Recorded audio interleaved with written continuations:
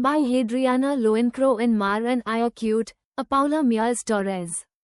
President Donald Trump said he doesn't think he'll need to extend the July 9 trade deadline he has imposed on countries to secure deals with the US to avoid higher tariffs. I don't think he'll need to, he said in an interview on Fox News Sunday Morning Futures with Maria Bartiromo that was taped Friday.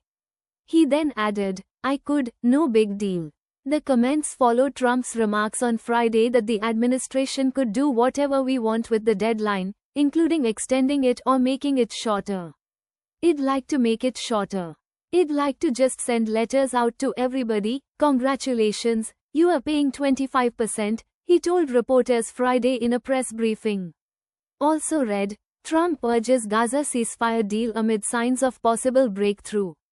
Trump and his advisors earlier this year laid out ambitious plans for a negotiating period, and have said repeatedly they're in talks with dozens of trading partners on reducing trade deficits and eliminating barriers.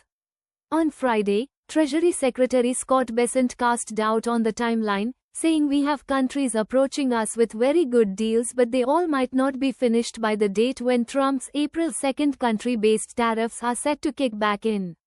If we can ink 10 or 12 of the important 18, there are another important 20 relationships, then I think we could have trade wrapped up by Labor Day, Bessent said on Fox Business.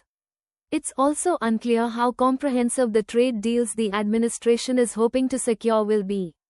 The pact with the UK that Trump has touted as comprehensive still leaves critical points unresolved, and the recently inked China Accord leaves questions unanswered with regard to fentanyl trafficking and US exporters' access to Chinese markets.